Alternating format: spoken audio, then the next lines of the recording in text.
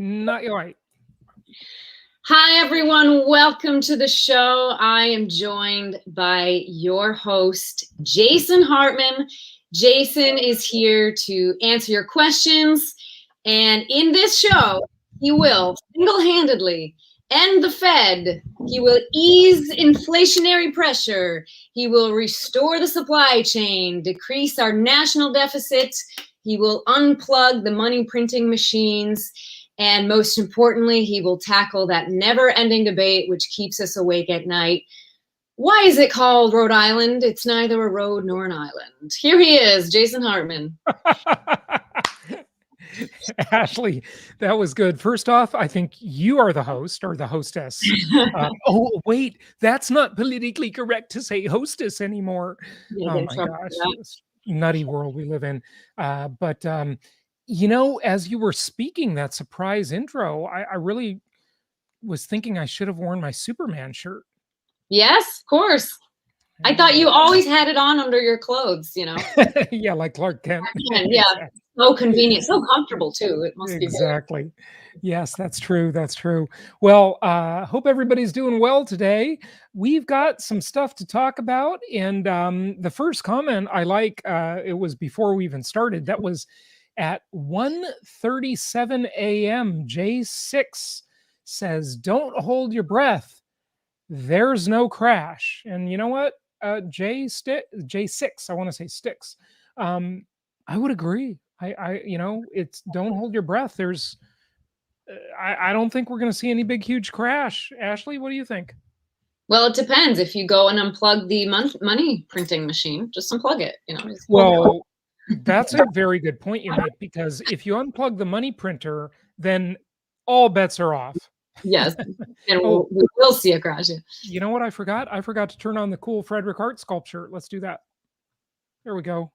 What color do you want? It is, yeah. We can change the colors. Pink. See that? Pink? Yeah, pink looks pretty good. I agree. It doesn't really go pink. It only goes like purple pink. Now, folks, if you're looking behind me, you see it's sort of off in the distance there, but that is a gorgeous Frederick Hart piece.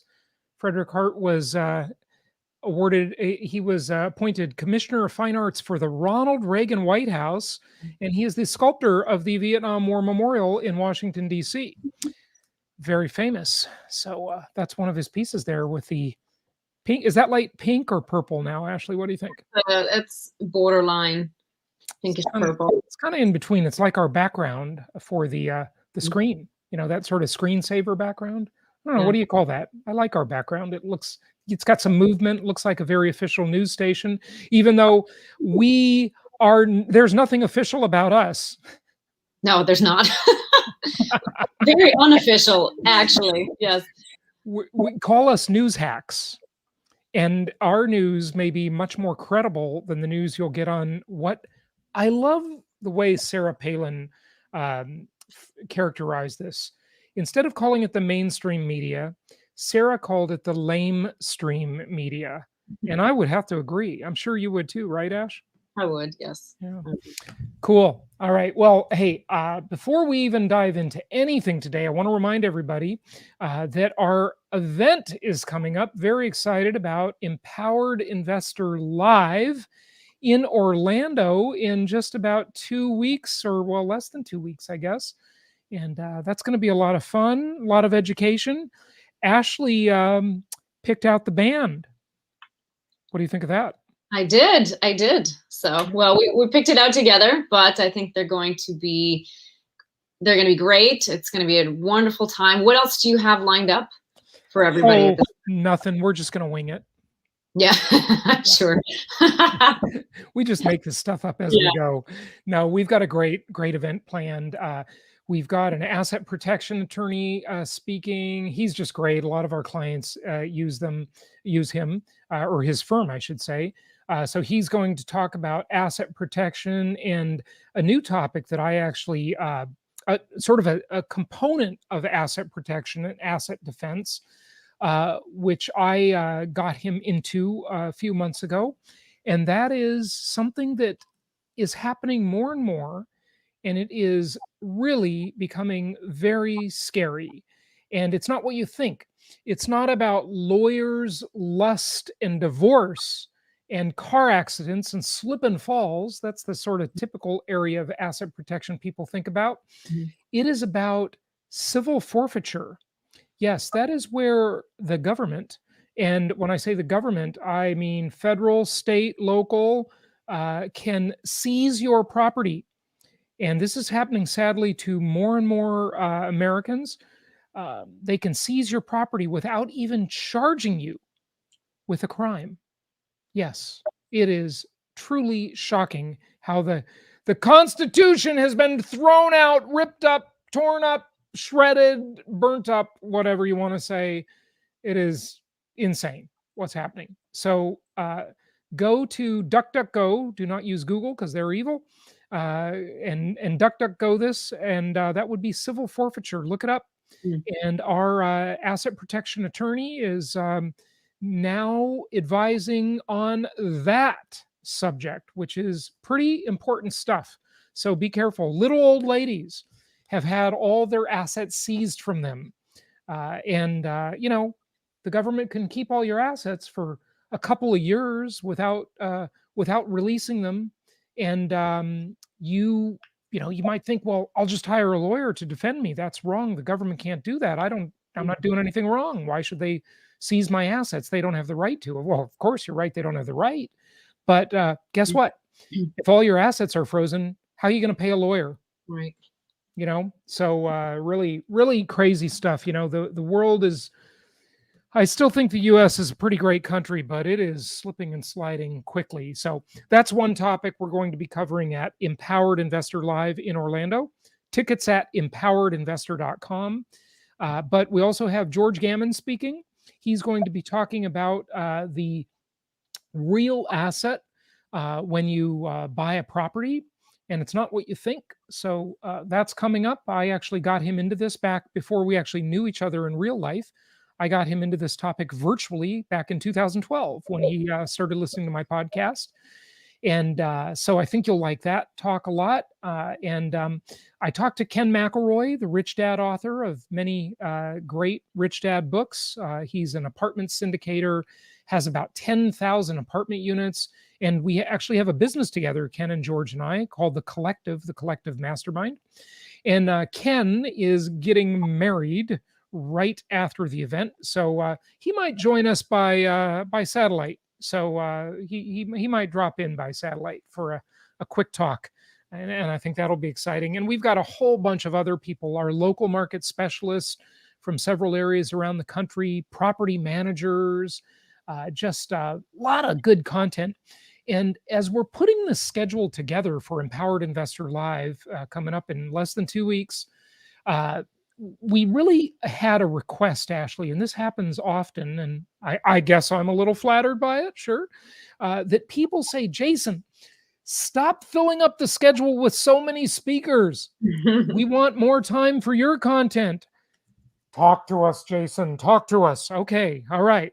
You got your way. I've left a little more time in the schedule for yours truly. And I'm going to be talking about some good stuff. We're going to be taking a deep dive into the HCI. Ashley, what's the HCI? You know. I do. It's the Hartman Comparison Index. Yes. And that is the best way to understand whether or not we are in a bubble, whether or not real estate prices are high or low. And we're going to take a very deep dive into the Hartman Comparison Index, a deeper dive than you have seen anywhere on my many YouTube interviews, my many YouTube videos about it, but especially when other people have interviewed me. So a deeper dive. So get your scuba gear on because a snorkel will not do. We're going deep, folks. It's very revealing. Some of the data that comes up when you take a look at it, it's very revealing, very, very interesting. Yeah, sure is. And Ashley, you just went diving on Tuesday, right?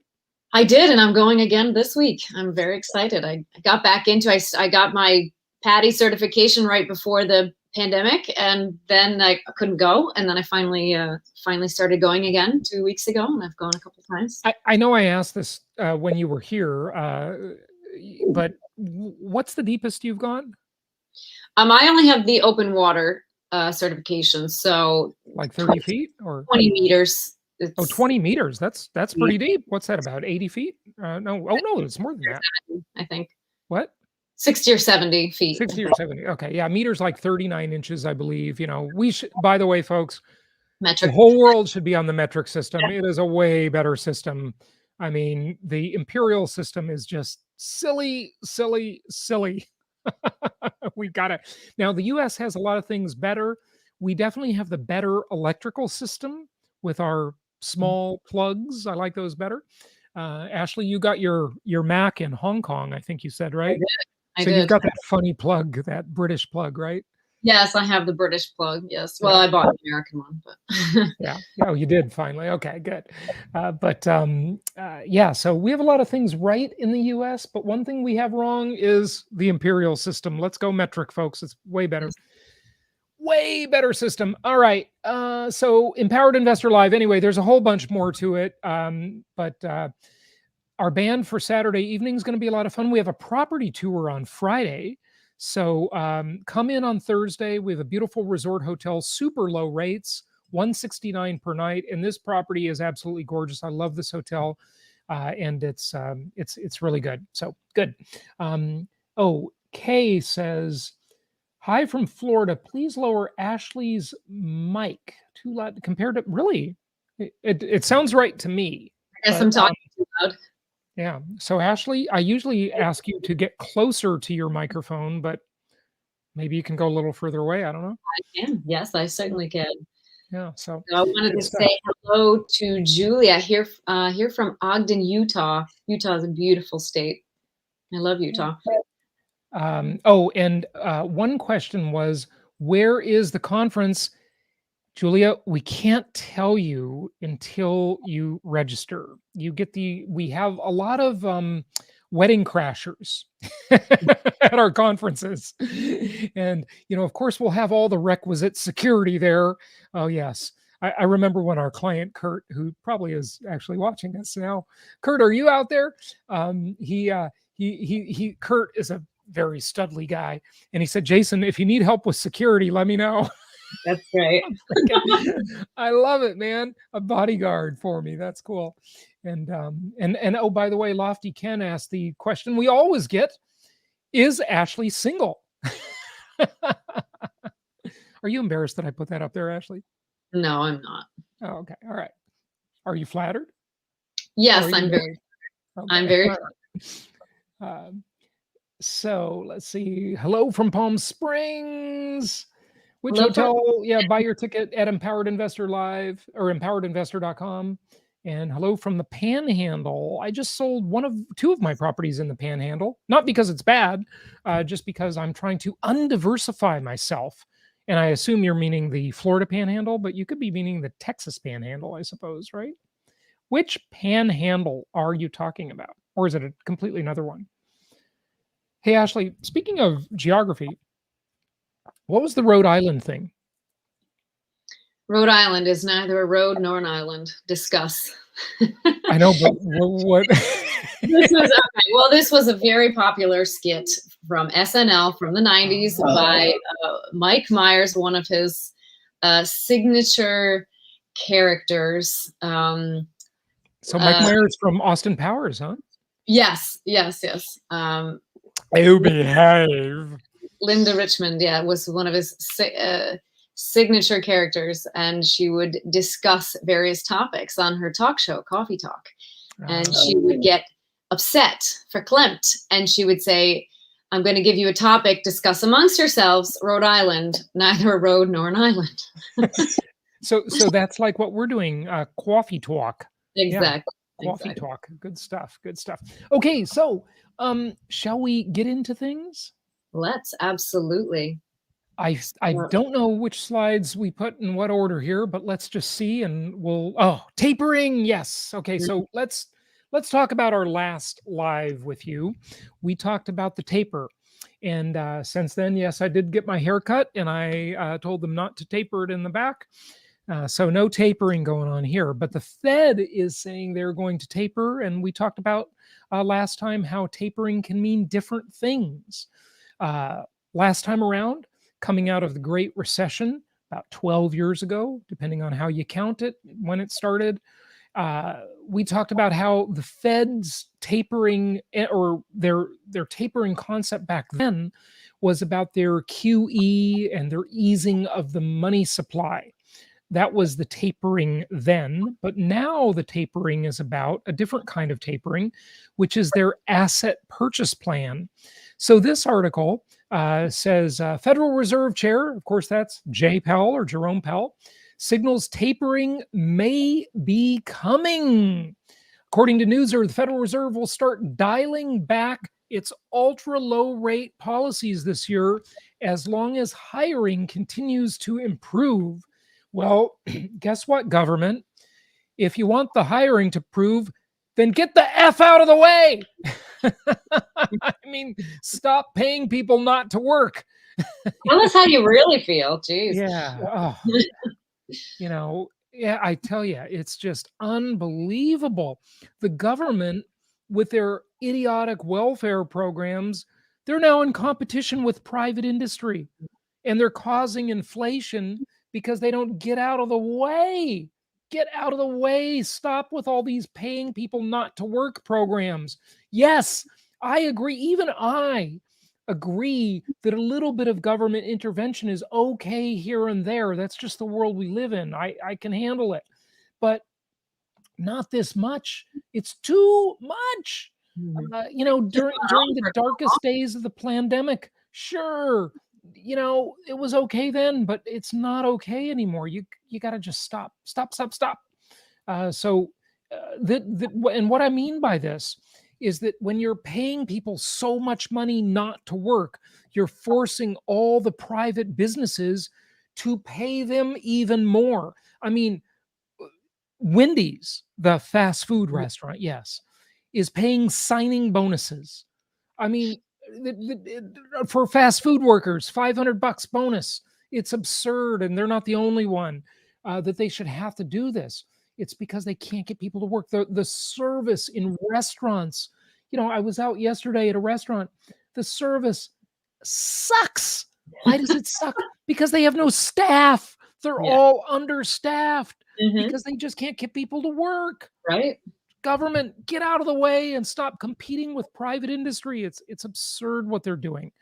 So yeah, well, as long as hiring continues to improve, Jerome Powell, sure, but it's not going to improve unless the government gets out of the way. Okay, so Chair Jerome Powell said Friday, signaling that the beginning of the end of the Fed's extraordinary response to the pandemic recession. Well, I mean, did we even really have a pandemic recession? Yeah, sort of. But so, as he signals this stuff, the Dow went up 230 points.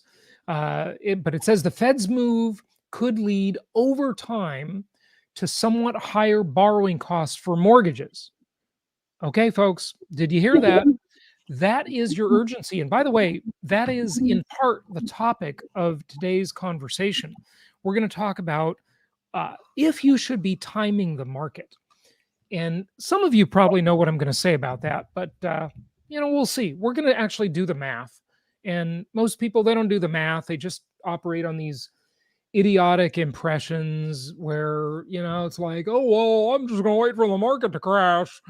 Okay, Bubba. But, what's that going to mean in your true cost of buying that property, whether it be a home for yourself or a rental property? Do the math.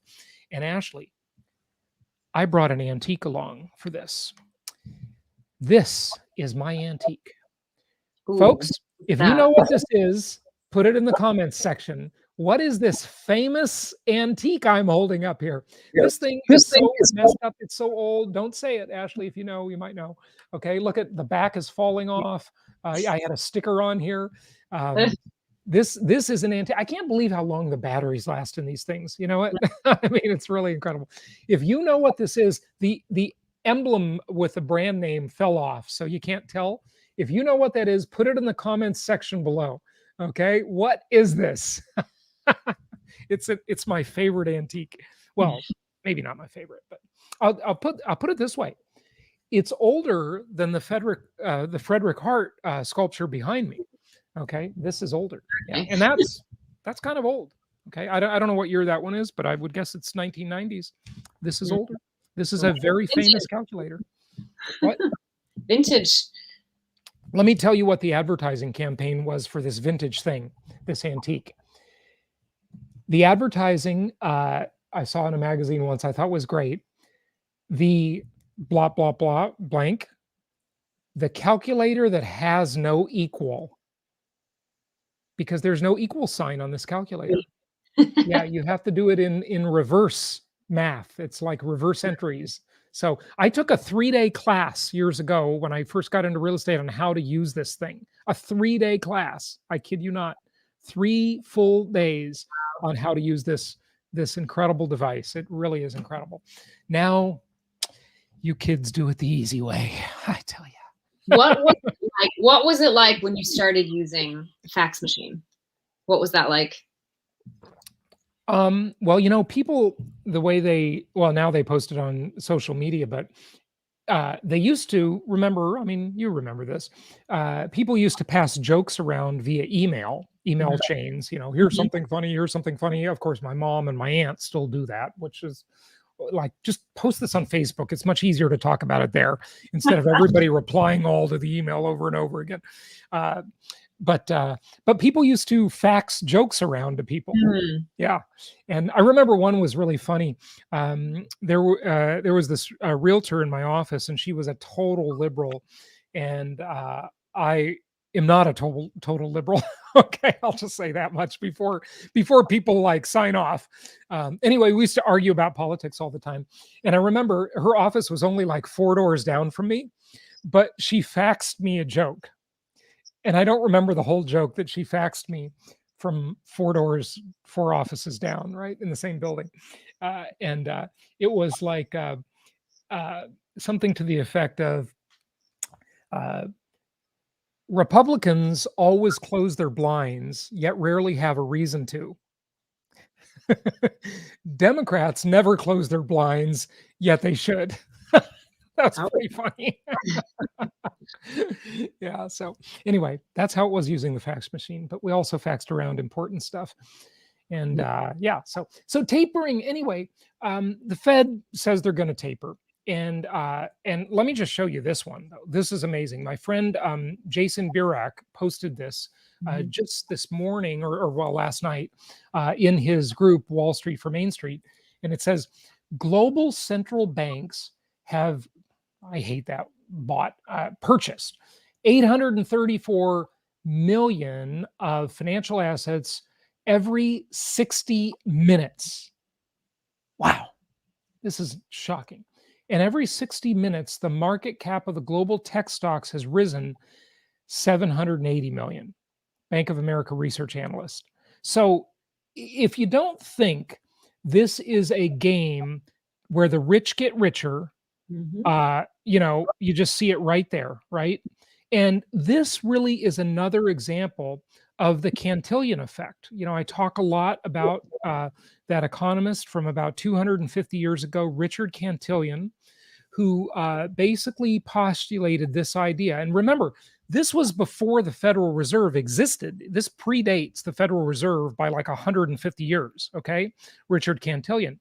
And Cantillon said that the people closest to the money, in other words, the insiders, the people who own all the stocks in the tech company, usually the founders like Bezos and Zuckerberg and the rest, right? They benefit the most from the money printing. And that's the Cantillon effect. The people closest to the money get the most of it because, there are many reasons for this, and it's complicated. Like my favorite relationship status on Facebook, it's complicated.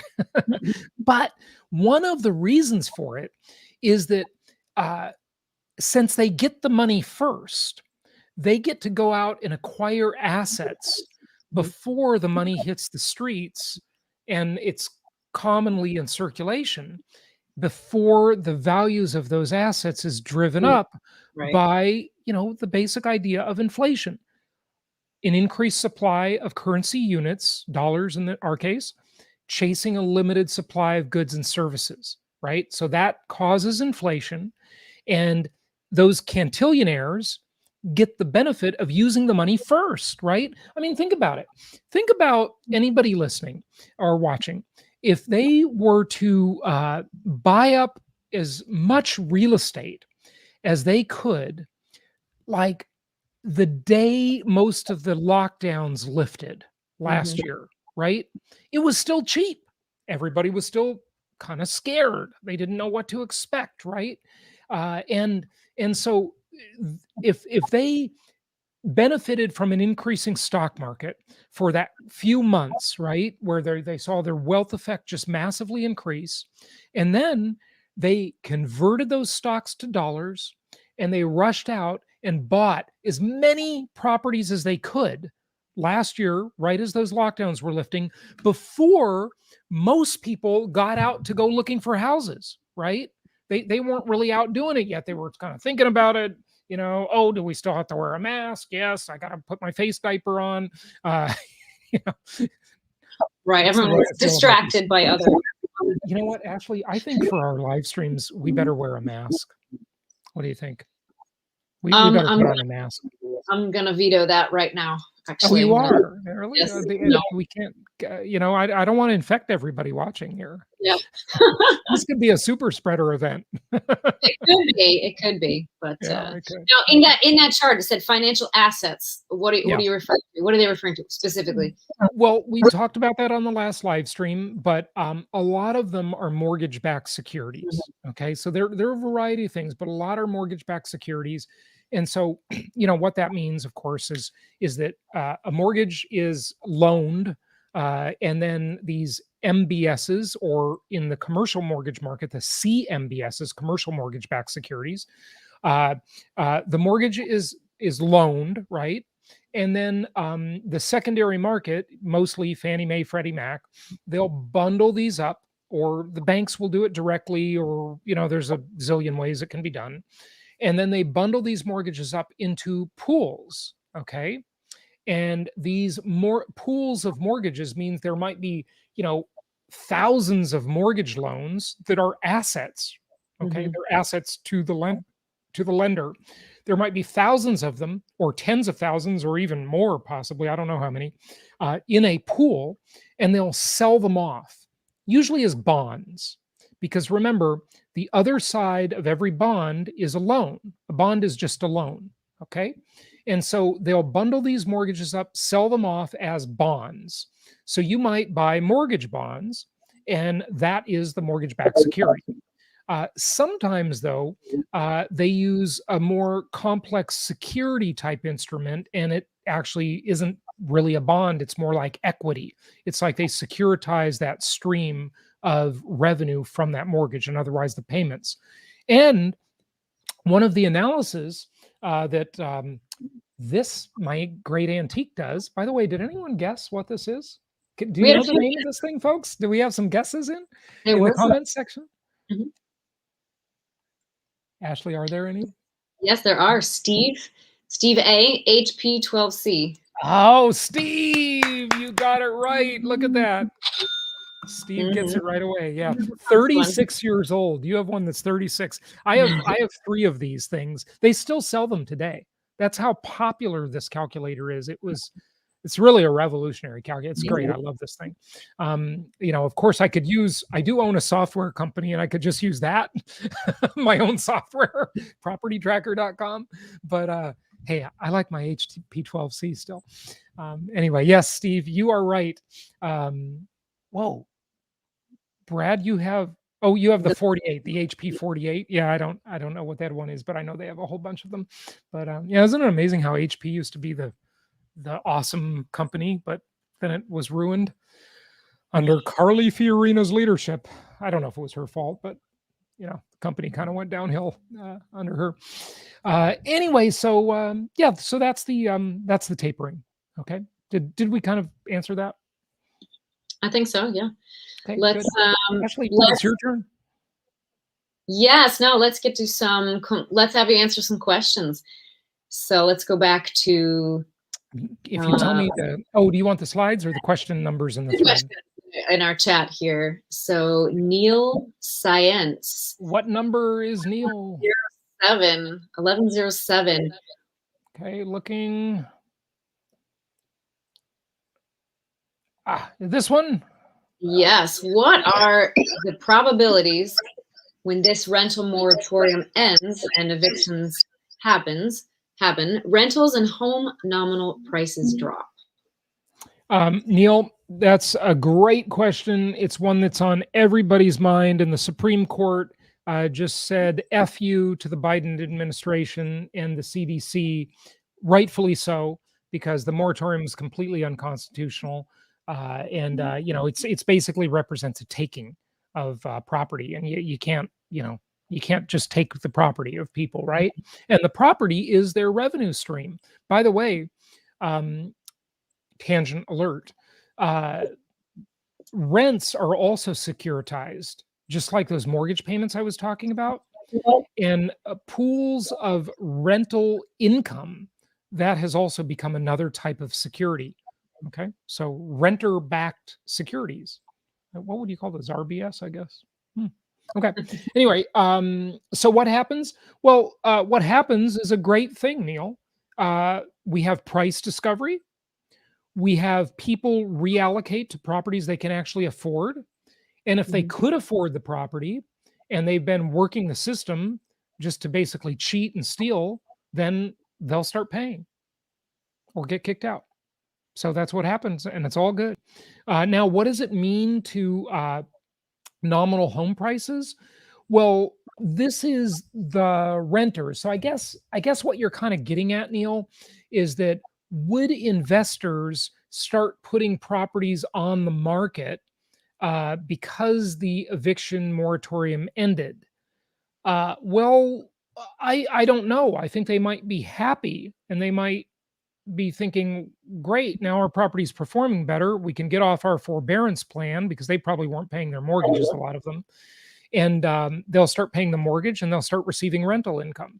So no, I don't think that. But I think you'll actually see increased rental demand because as people leave the properties that they couldn't afford, they will go seek out lower price rentals and it'll push the prices of those rentals up. But again, as I've said many, many times, we were extremely worried about the moratoriums when they began last year. But they turned out to just be a complete non-event, just a non-issue with our clients. Now, our company helps people buy properties in diverse, good quality rental markets nationwide. That's what we do. You can find out more at jasonhartman.com or join us for Empowered Investor Live by going to empoweredinvestor.com. Find out a lot more about this. But we don't sell people junk properties. Our clients are buying quality properties in quality neighborhoods.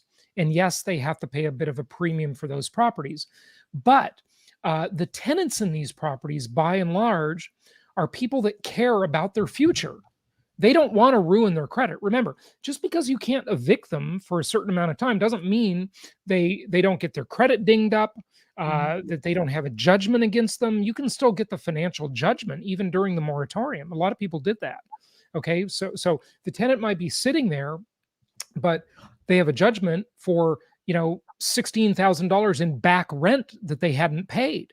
So there's a judgment showing up on their credit report. Okay, and so the people in the lower level properties, the C and D class properties, they stopped paying their rent a lot. Some because they couldn't afford it because they didn't have a job. Rightfully, that's fine.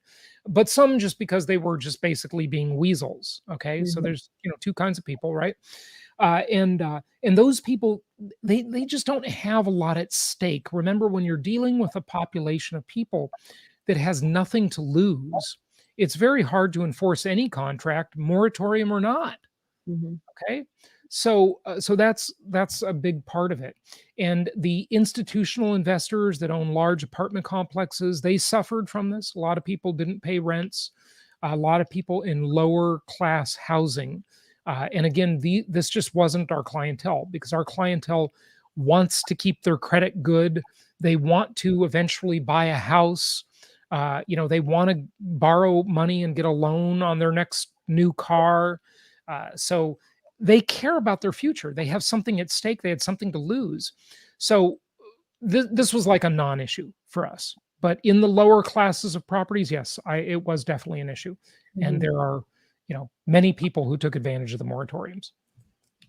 And the last time I checked, I think 89% of that national rental assistance has still not been paid out of 46.5 billion. 89% is still unpaid out and I mean, there are a lot of things, there are a lot of reasons. There's, labor shortage. You can't get people to work. People don't know about it. People can't do it. But then I do think there are people just who are ignoring it.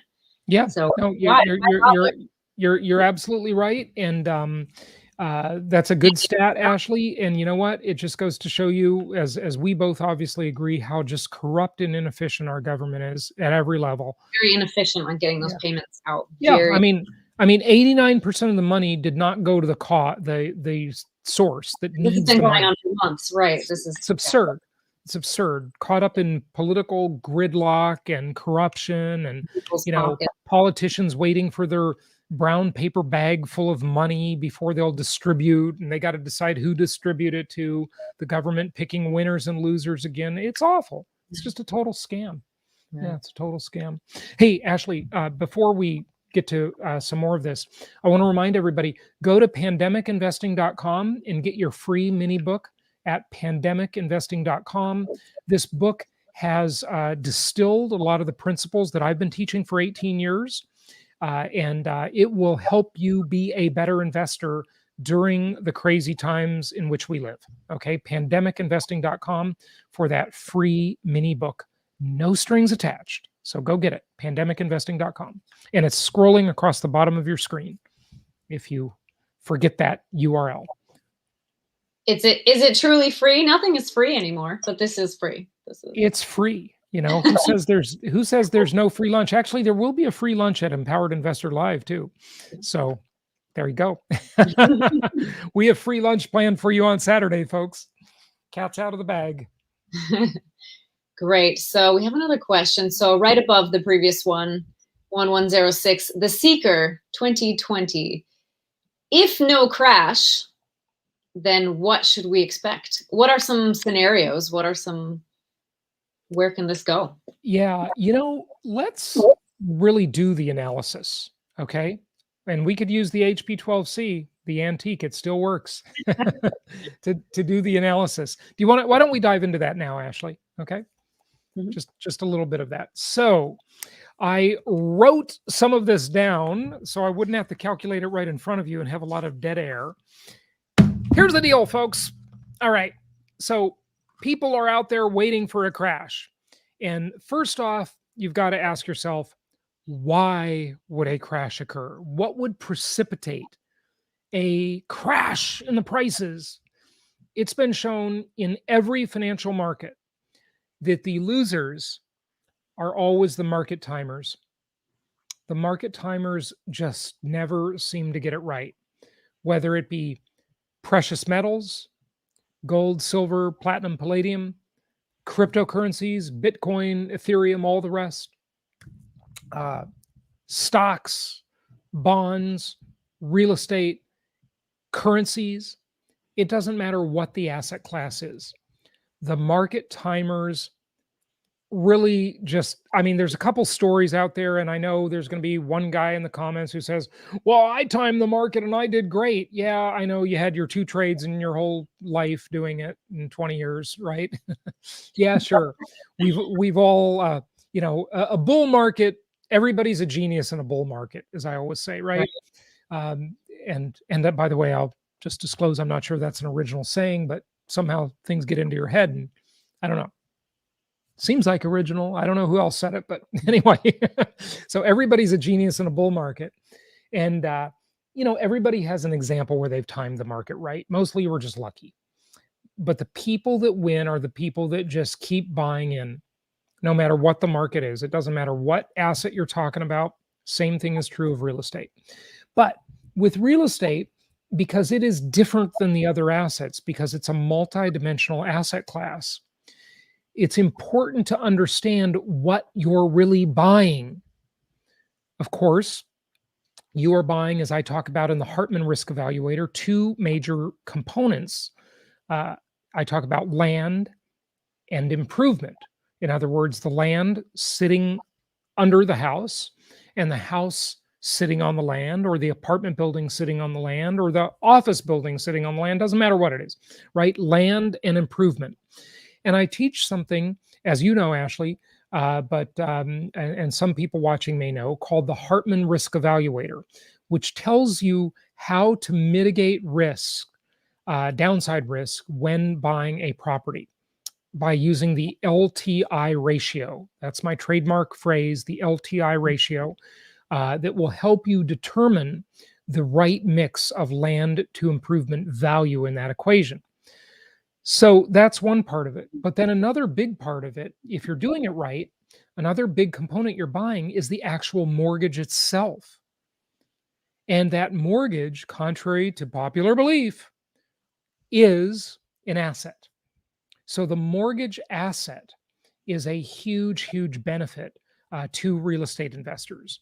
And since the mortgage asset has such a big influence on the property asset prices, especially the land component, by the way, more than the improvement component, but it influences both, you've got to ask yourself, what would cause a decline in the real estate market? What would cause a crash? Well, mostly it would be an affordability issue. So my second favorite index on housing prices and predicting where they're going, after my own index that I'm partial to, the Hartman Comparison Index, and we might have time to go into a little bit of that today. I brought one more example to share. We kind of drip this out over many live streams, as you know. Is the National Association of Realtors, NAR's Housing Affordability Index, which I think is a pretty darn good index. I really like that one. I think that is one of the best indexes out there to watch, but it's not perfect. It has a couple of major flaws. One being that it doesn't doesn't account for foreign money coming into a marketplace. So if you're trying to evaluate the price of real estate and the affordability of real estate in a market that has a lot of foreign direct investment, where there are foreign buyers, if you're on the West Coast of the US and you've got all these buyers from Asia, the Middle East, coming in with just gobs of money, or if you're in New York and you've got all these buyers from Ukraine and Russia, and of course the other places too, or if you're in South Florida where I live and you've got all this like Brazilian and Argentinian money coming into the marketplace, right? All of this money is looking for a safe haven, and the U.S. is that safe haven to the rest of the world. It's it's called the Brinks truck, right? It's the safe place to put your money, where there's good rule of law and political stability. I don't know. Yeah, probably. So compared to what, right? Compared to what? It's, even though what happened in January was a complete sham, and I'm not going to use the word, but it rhymes with erection. That was a complete scam. We still have pretty good rule of law and political stability here, right? This is the place where people store their money from around the world. They store it in the U.S. So NAR's index, the Housing Affordability Index, does not account for that foreign money. It also doesn't count for people trading equities. So if you're in a market where a lot of people have a lot of equity in their homes, usually because it's highly appreciated market, it doesn't account for trading of equity. And that's really dangerous to miss those two big things: foreign money, trading of equity. It only counts median income versus median mortgage payment, which is good, but again, it misses some things. The Hartman Comparison Index does not miss those things. So that's why I think it's better. But back to what would cause a crash, right? Typically, it's interest rates. And that's what the Housing Affordability Index is all about. It's very interest rate sensitive because it looks at the median mortgage payment. So if rates go up, then it will reduce the money supply in mortgage money because fewer people can afford to get those mortgages, fewer people will qualify for them. And then there will be fewer dollars chasing the supply of real estate. And if rates go down, obviously, there will be more people who can get mortgages and more money then uh, chasing the real estate out there, right? So the prices will go up in nominal dollars, right? But the question is, what does this really look like when you really do the math and you really analyze it? It's pretty simple, folks. So, the common rule of thumb is 1% in interest rate is about 10% in price. But even that is not very accurate. Now, so let's just take this example. And I did this yesterday with my HP 12C. I love this thing. Old school. I love my HP 12C. Anyway, and here's the calculation. Let's take a $300,000 property. And if we do that at a 3% interest rate, which is insanely low, it's incredible that those rates exist. They are fake, they are artificial, but they are what they are. So 3% interest rate with 20% down. And by the way, if I get any math wrong here, folks, put it in the comments and tell me, Jason, you made a mistake in your math. Okay, so 20% down, that means you're getting a $240,000 loan. Your principal and interest payment on that $240,000 loan would be only, and amazingly, only $1,011.85 per month. Wow, that's just incredible. It used to be in the old days when interest rates were higher that, every $100,000 in house is going to cost you about $1,000 a month. And this is $300,000 in house, $240 in loan amount, and it's only costing you $1,000 a month, basically. That's just incredible. It's incredible. Now, let's assume that the interest rates go up by 1%. So now we're talking about 4% in interest, okay, and that's an overall aggregate rate increase. It's not a comparison rate increase, which is actually the more accurate way to do it, because from 3 to 4% is not 1%, right? And from 4 down to 3 is not 1%. It's 25%, okay, in reduction, right? But we'll just call it 1%, the way most people refer to it. So now the mortgage rates went up by 1%. So now you're paying 4% in your mortgage rate, and this is on a 30-year fixed rate loan. But let's assume the market crashed because of this rate increase. So now rates are higher. There's less money chasing the houses. So naturally the supply increases as the demand declines. So we got more supply of houses. So all the sellers on the market, they think, hey, my house isn't selling. I got to reduce the price. So how much do they reduce it? Well, at first, maybe they reduce it 3%. And they think, okay, if I sell my house for like $9,000 less, if I sell it for $291 instead of $300,000, I'm going to get a buyer. And at the beginning of that cycle, they're right. They will get a buyer with minor reductions. But as the market starts to cool down and the sentiment starts to change, and the buyers start to feel like, the data is coming out. And remember, in real estate, the data always lags the market by about 3 months. And that's another dangerous thing, by the way. That's why you have us. Ashley and I and the rest of our investment counselor team and our researchers and writers are here to help you see the signs early. See them early, earlier than the data, because we can give you an anecdotal impression because we're talking to people all day long about this stuff, right? So the sellers start to reduce the prices. The buyers start to kind of look a little longer. They look at more houses than they used to. And this is that deflationary cycle. Now, it's not very pronounced, but how much do prices need to go down? Well, let's say they go down 10%. And remember, not only is the data delayed in real estate by about 3 months, because think about what happens, right? You've got the day a buyer finds a house, they make an offer. Then a few days or maybe a week even for negotiation. And they finally have a meeting of the minds. The buyer and the seller come together, they have a meeting of the minds. Now the buyer has to qualify for their loan, do an inspection, get an appraisal. All of that stuff has to go perfectly well. Okay. And so, say it's about 45 days to close the deal. Well, then it takes some time for that deed to get recorded at the county recorder's office. And then the reporting needs to happen on those sales, and that data needs to be assimilated.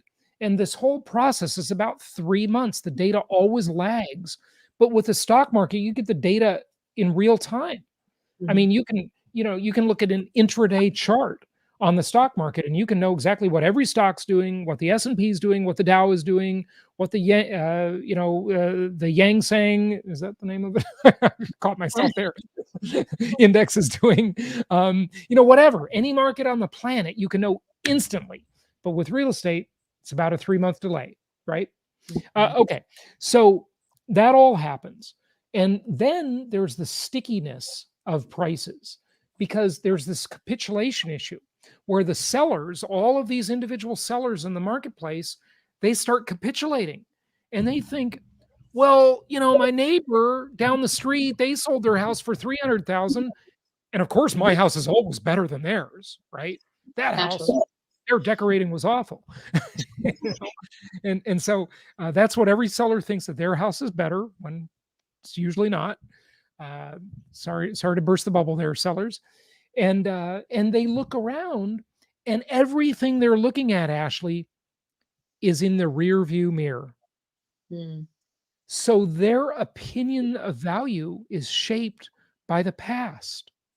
It's like someone who's nostalgic, and being somewhat nostalgic is good. I mean, I find the older I get, the more nostalgic I get, right? And I don't know if that's true of everybody, but certainly true of me. In a lot of ways, I think the past was better than current. I mean, certainly the past was better than today in terms of what's going on in the world and all this ridiculousness we're facing. But I can't say the words because we'll be censored. So anyway, the sellers are nostalgic for the old prices that were higher. And so it takes a long time for them to come to terms with reality. Look, that ship has left the dock. That train has left the station. You're not getting that price. Okay? Get a clue.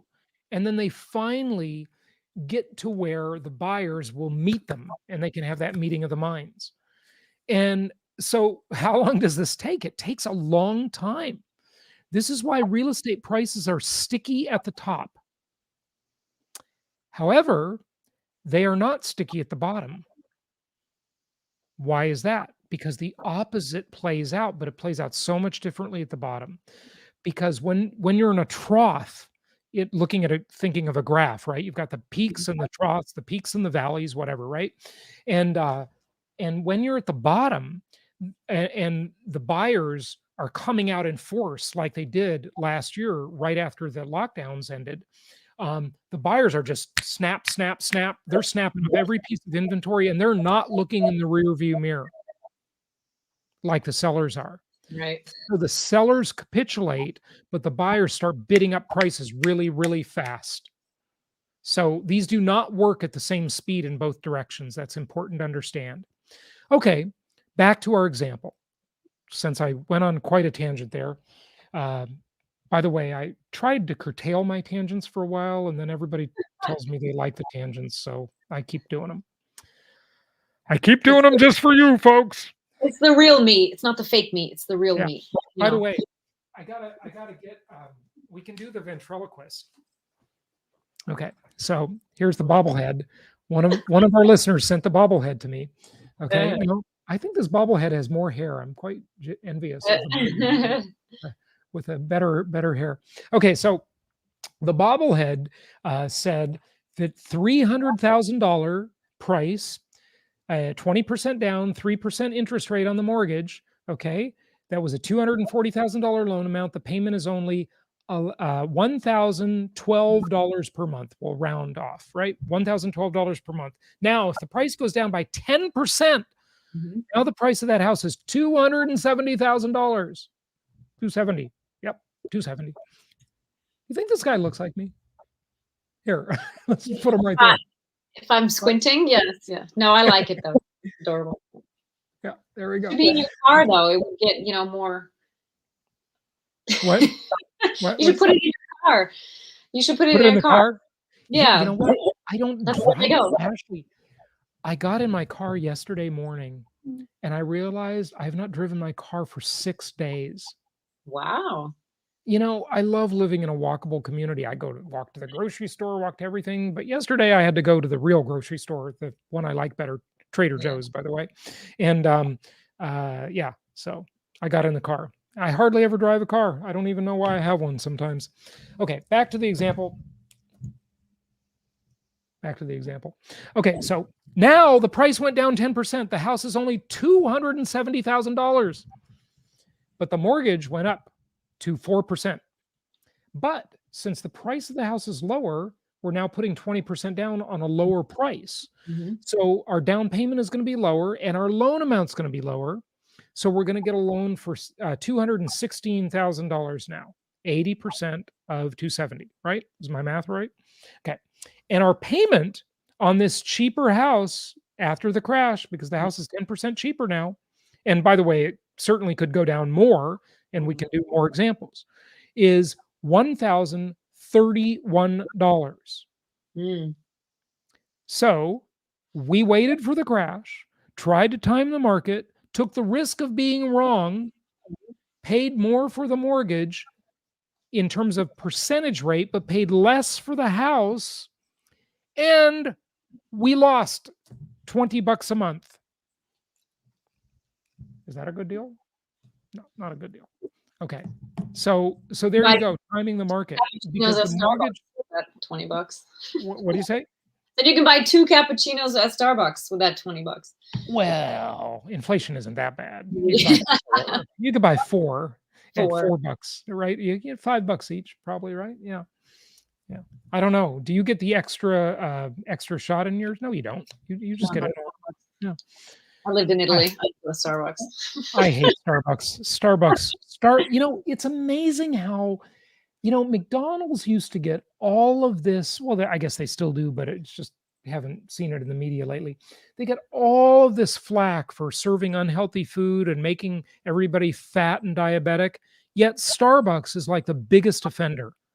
They have the most poisonous, sugar-laden, disgusting, crappy food, and their coffee is filled with pesticides. You know, it's not organic. That's what I mean by that. I mean, just Starbucks is awful. You know, but it's really convenient. is. It's so convenient. Well, that's just like Google and Facebook. They're convenient too. Oh, yeah. No doubt they are. I mean, it's the way they always get us. Yeah. So who's waiting for prices to come down 10% before they'll buy a house? Before they'll buy that next rental property, right? Yeah. So. Yeah, I want to read some comments.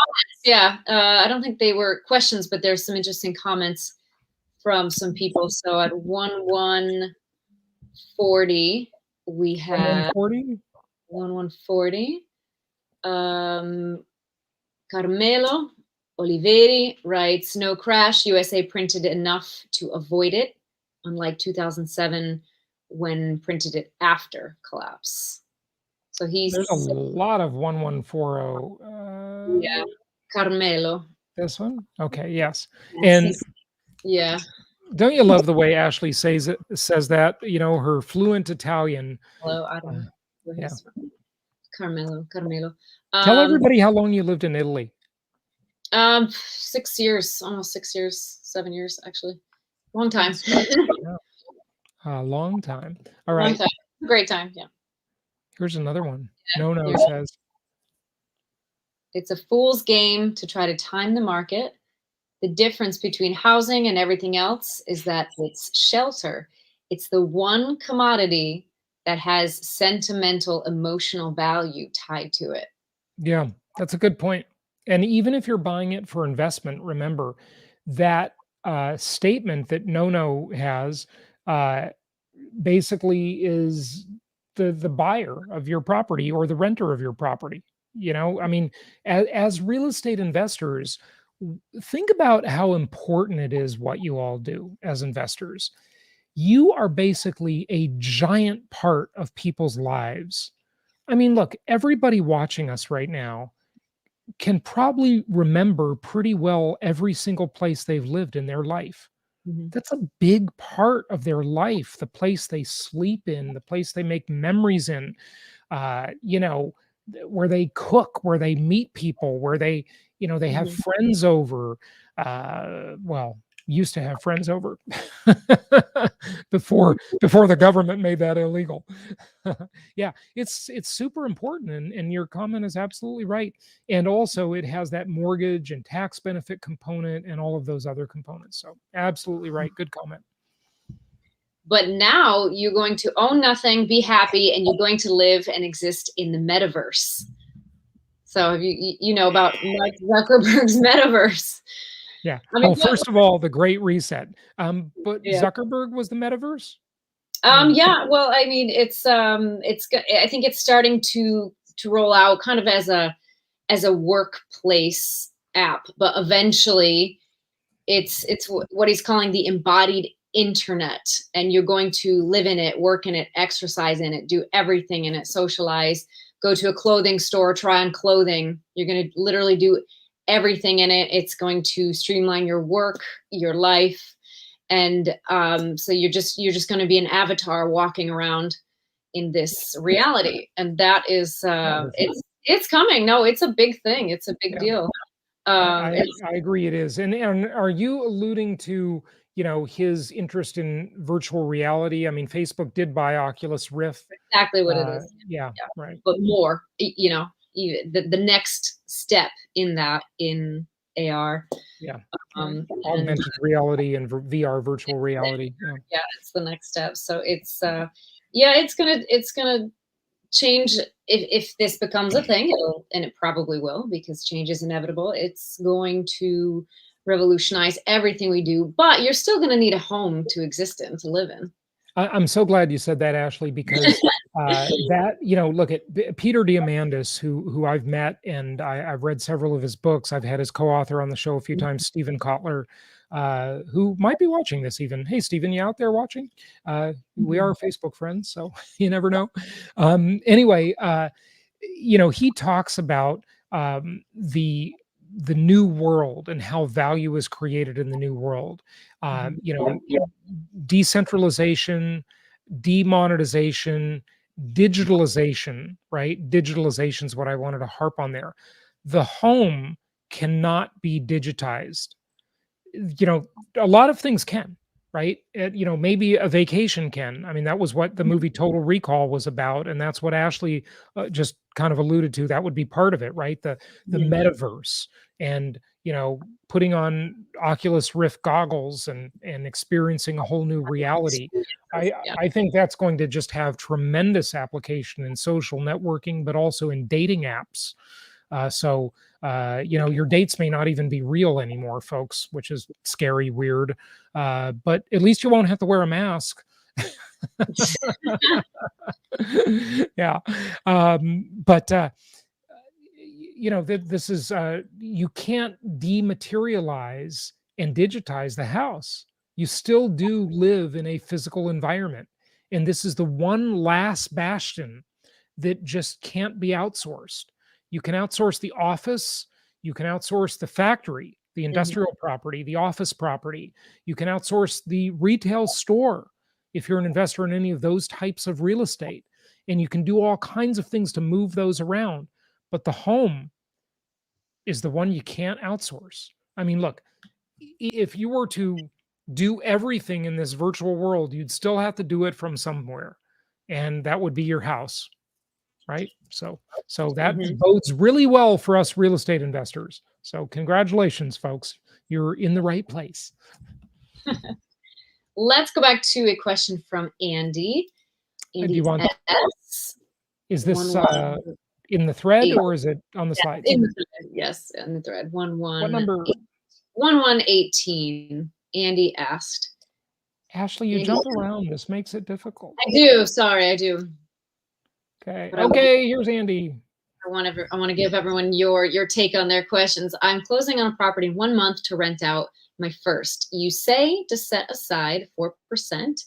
What do you personally do with the cash, Jason? Let sit in a checking account or something better? Well, this cash has to be liquid and this has to be a bank account. Okay. What Andy's referring to, folks, is I've long taught people that you should have at least 4% of the value of your portfolio in cash for emergencies, vacancies, repairs, surprise things. You want to have this safety net, this reserve fund, so that you're never forced to liquidate a property at an inopportune time. Now, I say at least 4%. You could have more, but not too much more. Because if you have too much more, then you're having too much money not working for you, right?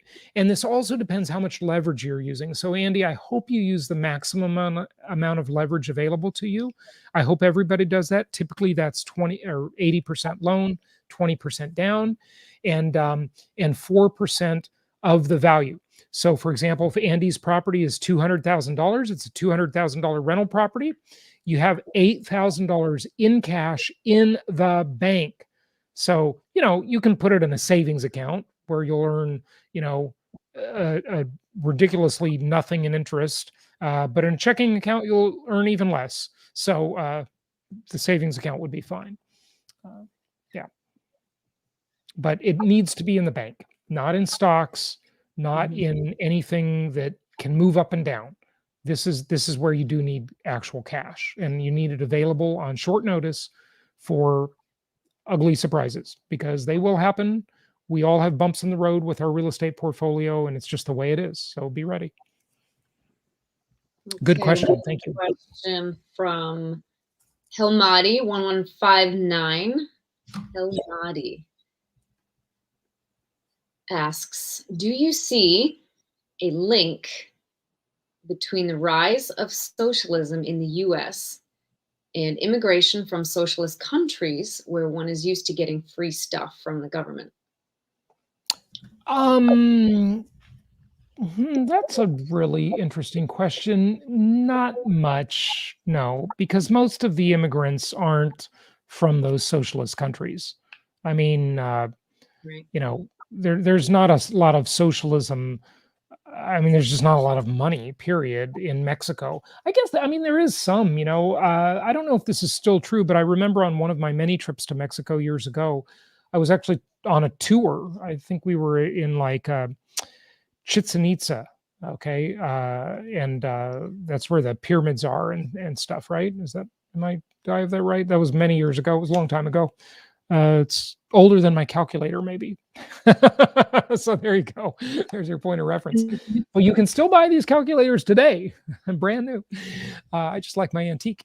I heard that you got free utilities in Mexico, that the Mexican government paid for electricity for every home or something like that. So, there are some degrees of socialism in, many, many countries, but I don't think we have a lot of, Scandinavian immigrants in the U.S. that are, if you're talking about that type of socialism, right? And certainly, we have a little bit in terms of Russian immigrants, but they haven't had it for a long time. It's been 31 years since communism fell. So I don't think that's an issue. So I don't know. I'd love it if you'd elaborate on that comment a little bit, or that question. So please make another comment. Okay, Helmati. I'd love to know more about what you mean with any more specifics. Okay, this is interesting. I'm interested in this as well. Nino 1201. Nino writes, can you talk about how the iBuyers like Zillow are driving up the markets? Nino, I'm glad you asked that question because I've been thinking about this a lot lately. And my impression, so first off, what's an iBuyer? Okay. There are many iBuyers out there. They just mean internet buyer, right? And Zillow is in the iBuyer business. Redfin, even Keller Williams, they have a thing called Keller Offers. Open Door, there are several of them, these iBuyers. And these are uh, companies that are overfunded because they're tech companies, and they have more money than brains in many cases, because they're just dying to deploy the capital. Because look, the way the capital formation works in our country and the way government works also is, if you don't use it, you lose it. So, they can easily go and raise money in the public markets, either in venture capital or through IPO from the stock market or bond issues or whatever, right? So they raise all this capital, they have more capital than they need, and they think, oh, what do we do? Well, let's do what everybody else is doing. It's the most historically proven investment in the world, according to Jason Hartman. And let's go buy houses. And so these iBuyers have been buying a lot of houses and they're making a lot of news. So Zillow has a real conflict of interest here, folks, because a lot of people have, for better or worse, come to rely on their Zestimates. And think about the conflict of interest that's inherent in this. If you go look at a property and you look at the Zestimate on that property, you think, oh, well, that's going to be the value. But then Zillow would be an iBuyer that might buy your property from you. And wouldn't their interest be in making the Zestimate lower? Yes, it would, right? They'd want the Zestimate to be understated so they can pay less for the property. Well, that's a conflict of interest. But in some cases, because this is all so uneven, the iBuyers are overpaying for properties. So I've heard of iBuyers overpaying. And I will tell you, I experimented with iBuyers, or I'm in the middle of an experiment with iBuyers now. I took two of my properties in my portfolio, and as if you are a regular listener or viewer of mine, you'll know that I've been reworking my portfolio. I've got two 1031 exchanges going right now, or I'm exchanging multiple properties in these exchanges for other multiple properties. And I'm trying to undiversify my portfolio. It's over diversified. I'm in too many markets. I'm trying to be in just 3 to 5 markets, like I tell all of you to do, right? And so that was one of my early mistakes. My eyes were bigger than my stomach. I'm at the buffet, right? And I just wanted to buy up properties in every market we were selling in years ago. And I did. And I bought too many in too many markets. Okay. So undiversifying. And I got offers on 2 of my properties. They're in Texas, by the way, from iBuyers. And I've still got a pending Zillow offer. The lower offers came from Redfin and Keller Williams. They were like crappy offers. They weren't good at all. And so we'll see. But I've never sold a property to an iBuyer. I just wanted to kind of see how they work. And, they've got costs in there. They usually put about 5%, 5.5% cost in the deal. So you're not really selling at the full price. You still have costs, just like on a normal sale. And we'll see what happens. But as for Nino's question, are they driving up prices? I don't know. I think it's hard to tell because there's not a lot of good data on this yet. And the sales aren't very differentiated in the data from, is it an iBuyer or was it a regular buyer? And it's too early to tell, would really be my answer. TETT, too early to tell. But we'll see. In some cases, the iBuyers are making lowball offers. In some cases, they're overpaying. It's mixed. What can I tell you? I don't have an answer yet. Let's keep watching and see how the story unfolds. And if you have any specific data, Nino, please drop it in the chat here. And by the way, everybody, please press the like button. We need you to press the like button, please. Let's beg Ashley. Maybe What's not to like? What? What's not to like? Yeah, what's not to like? Okay, if you like the bobblehead, press the like button. It's Jason Press Hartman like. answering all your Yeah. questions. Yes, what's Yeah. not to like? Yeah. If you like Ashley, press the like button. If you hate me, press the like button. If you love me, press the like button. Press the like button no matter what. If you have an HP12C or have ever thought about the calculator that has no equal, press the like button. If you're breathing, press the like button. Yeah, it's just, Ashley, that's so funny. It's just like qualifying for a loan in 2004, 2005. If you're breathing, you'll get a loan. If you're breathing, press the like button. Yeah. We're not going to be shy about asking you to press the like button anymore, folks. Press the freaking like button right now. Now you're being obnoxious. Okay.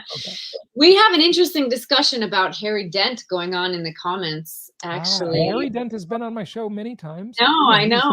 He spoke at our last event, which was virtual. He will not be speaking at our upcoming event, but yeah, I got to have him back on the show. It's been almost a year now. Yes. What's going on with the comments? Lucas X 1203 wrote. He asked, "What do you think about Harry Dent's prediction that the big crash is coming?" So we did cover that a little bit, and then Guwachi at 1204 said, "Harry Dent says the crash is coming every year since 1892." Yeah, you're right. Listen, I started following Harry Dent many years ago because I really like, I think demographics can tell you a lot about where the economy is going. I think that's pretty reliable stuff. Demographics are, that's pretty hard data, right? You know how old everybody is at any given time. They have certain patterns. They tend to form families at a certain time in their life. There's family formation. They tend to be at the sort of the peak of their career at a certain age. Their spending peaks at a certain age. That's all true, and it's all great data. Harry, though, more recently has gotten into some more esoteric stuff, and I haven't understood much of it very well. I like his core stuff that he came up with many years ago, and I still believe in that. But some of the newer stuff he's got is a little bit out there, some think, and I don't necessarily disagree. And he has been wrong a lot lately on his predictions because he's been predicting crash for a long time. But that doesn't mean some of his stuff is still inaccurate. And,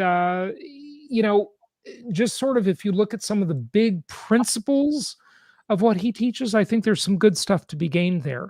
But again, the problem with our culture is the way you get attention and the way you make money is by being sensationalistic. And Harry, like so many others, they're guilty of that. I mean, look, look at some of the videos George Gammon publishes, right?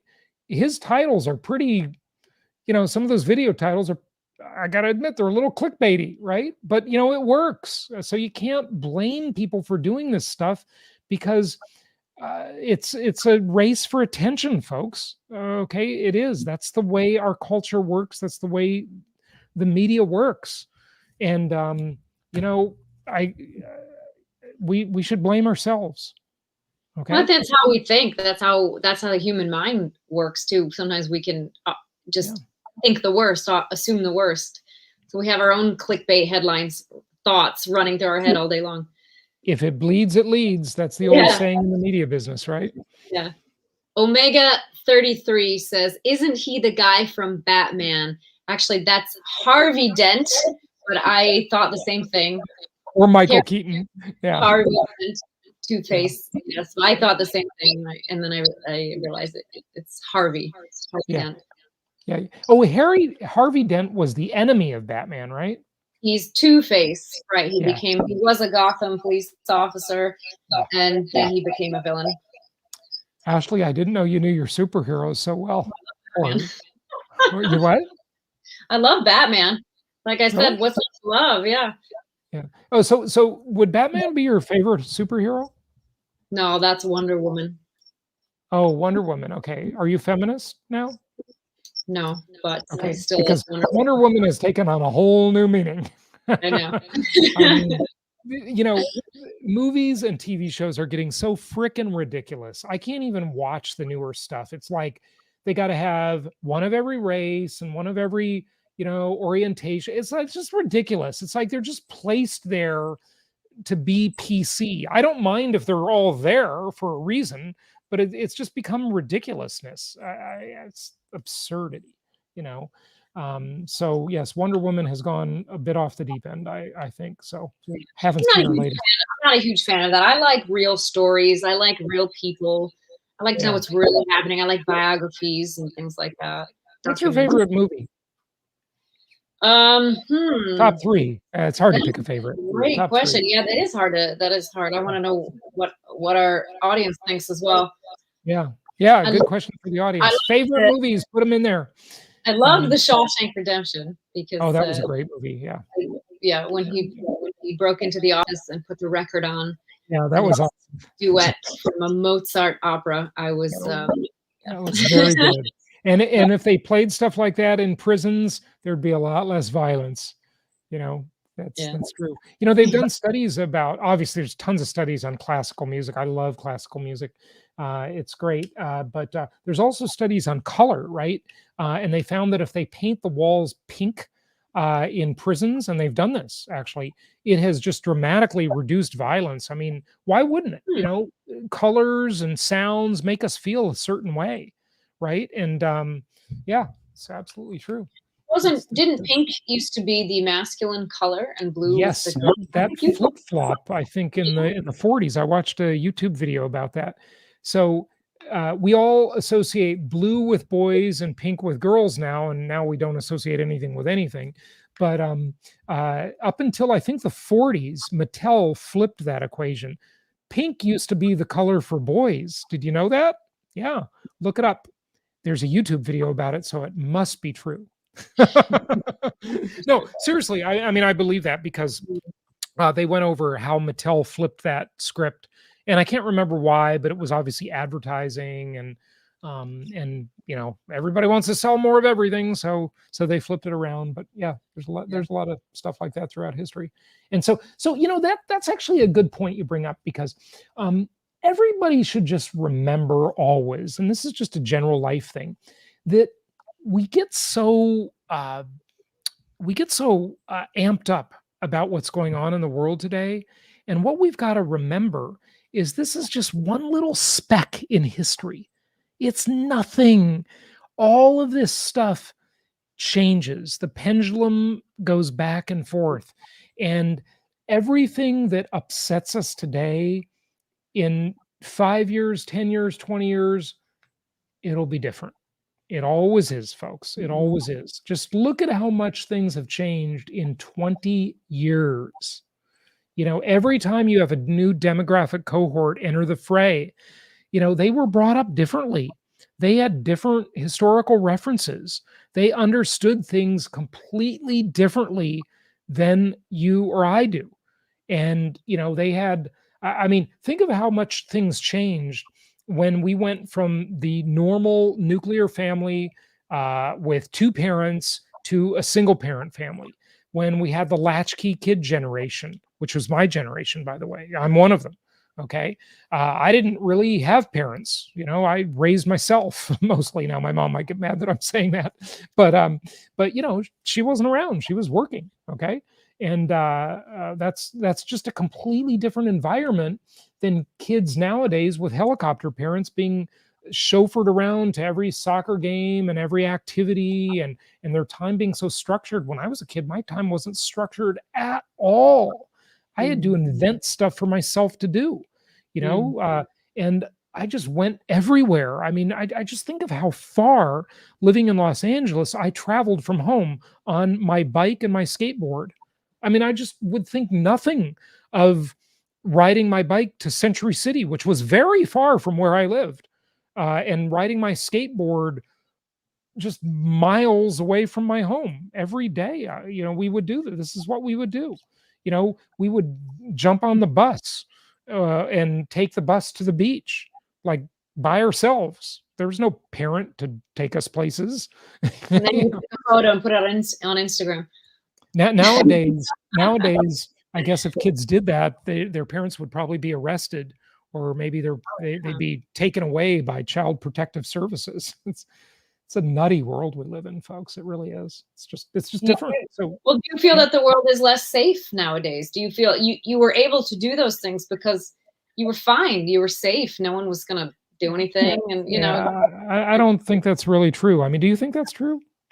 I don't know. I don't think the world's necessarily less safe, and there are a lot of examples and a lot of data that the world's way more safe than it used to be.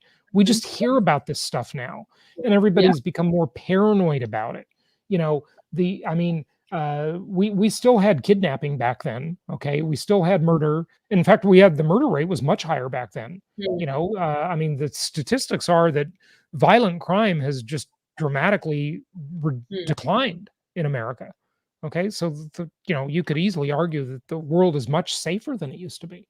You wouldn't think that, though, just by the headlines that we get. Well, the media makes money off scaring people. Yeah, and you're right. We don't always go and look at the data behind everything that we hear, and so we just assume that it's the worst time ever. Yeah. No, every generation laments their position in history, thinking, "Oh, it's so hard. It's so hard. The battery on my iPhone ran out. Oh God, I know you struggle, people. I feel bad for you. Where's the violin?" We've got some favorite movies in the comments. We have Ocean's 11, Interstellar. Oh, that was good too. Well, we got a George Clooney fan here, clearly. Yeah. George Clooney, a liberal hypocrite. Favorite movie, Genesis. You know how short George Clooney is, by the way?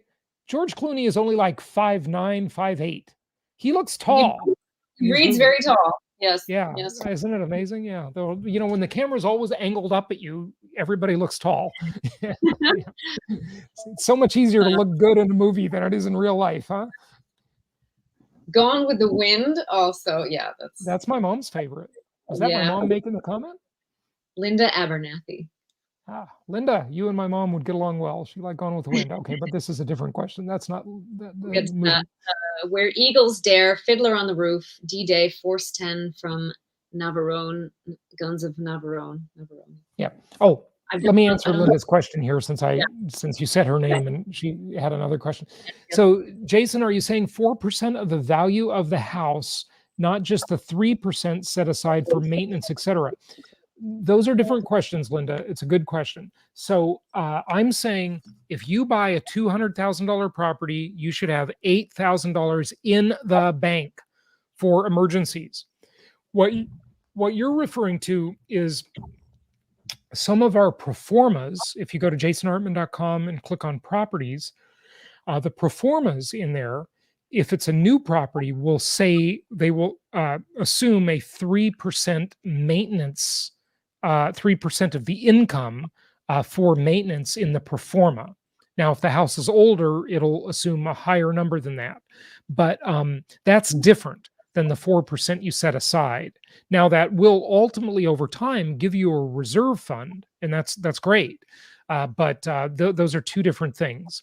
So that 3%, if you're not using it for maintenance, will give you a reserve fund, and over time, it will contribute to your 4% minimum. I'm saying when you buy it. So if you have $1 million portfolio, I want you to have $40,000 in the bank, just set aside for emergencies. And by the way, Linda, the larger your portfolio, the less you need in reserve. Why is that? Because of the law of large numbers. The large numbers start to work in your favor when your portfolio gets larger.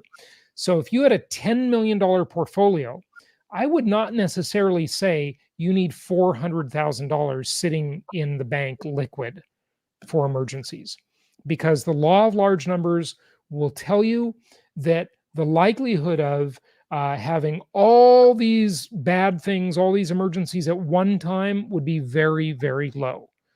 So I hope that answers the question. Okay. Great. Eric Brown, 1223. If you anticipate a severe economic downturn comparable to the Great Depression coming, would you still invest in cash flowing real estate today? Oh, absolutely. I mean, compared to what is the question? So, and I'm looking for, here's the question. Mhm. Yeah, Eric, absolutely. Because compared to what? Think about it. With the real estate, right? With the income properties, you always have, you always have multiple dimensions of return on investment, right? So you make your money from appreciation or income, tax benefits, inflation-induced debt destruction, which is my trademark technique. Find out more about it if you're not a regular listener. Listen to the Creating Wealth podcast, watch other videos on YouTube about that. But you always have that. But here's the thing you also have. You have, and I need a sound effect for this one, you have this. You have the nuclear option. In the worst case scenario, the nuclear option is you can just walk away. You can just walk away and give the property back to the lender. And that's what millions of people did during the Great Recession. And that is always your option. And think about it. When you sign the loan docs for your next property you buy, that's exactly the deal you're entering into with the lender. The deal is pay the payments or give the collateral back. That's the deal. That's the deal you agreed to. So give it back as the nuclear option. So yes, absolutely, because the likelihood of stocks going down, everything going down, if we're in an everything bubble, you're going to be way better off with the property than any other asset class. In fact, I remember at one of my conferences back in 2008, I specifically remember showing the slide. You know, I should find this slide. Showing how in 2008 and I think even into 2009, income property was the best performing asset class in the entire world. Now, isn't that amazing? At a time when people thought, oh my God, the real estate market has crashed. Well, I showed in a couple of different slides compared to what? Compared to stocks, every stock market around the world was down. Mhm. Every one of them. And with income property, you had inflation induced debt destruction, tax benefits, cash flow, even when you didn't have appreciation. And then in the years right after that, you had lots of appreciation, of course. So yeah, the property, because it has special characteristics, because it's a multi-dimensional asset class, it is very, very powerful asset class. Okay. Great. Let's wrap it up with this nice comment at 1226 from Guwachi, our friend Guwachi. My buddy and I were just talking about that the other night. Growing up with a little chip on your shoulder inspires drive to succeed. Yeah. That's great. So the chip on the shoulder could be a bad thing or a good thing, right? Maybe that is an inspiration, but a lot of times, sadly, it's people use it as something they just carry around forever, and it does them no good and it serves nobody, right? Look, there is not a person alive who hasn't been discriminated against for something, even if you're, well, I can't even say like minority or not minority anymore because, hey, guess what? um, People that weren't minorities are minorities now, right? Because the demographics have flipped. But they've been denied a privilege. They've been screwed over in a deal, in love. I mean, this is life, right? It happens to everybody. It happens to everybody. So you can make that the thing that you become bitter about, and you have a chip on your shoulder, and that chip is something that becomes a handicap that you keep living out the same script forever. Or it can serve you. You can use it as a motivator to say, hey, and think about this. Here's a great book recommendation, kind of not really about that, but sort of about it. It's the famous book Man's Search for Meaning by Viktor Frankl. And many of you know the story. Viktor Frankl was in a concentration camp, and he noticed around him how different prisoners acted and dealt with their circumstances, and he discovered that the last human freedom, even when every other freedom was taken away, the last human freedom that never can be taken away from anybody in any circumstances ever, is what we believe. That is the last human freedom. How we choose to perceive any experience. So, some examples from the book.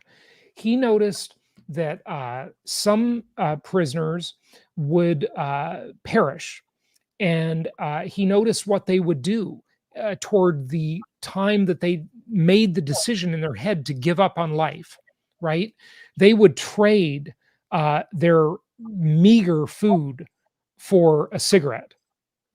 And the cigarette was the enjoyment, the indulgence, because they had given up and they didn't care about food anymore. They just cared about having an indulgence, a last sort of wish before they would just perish and they would die. And others wanted to do something with their life. They wanted to do something after they got out of that terrible experience.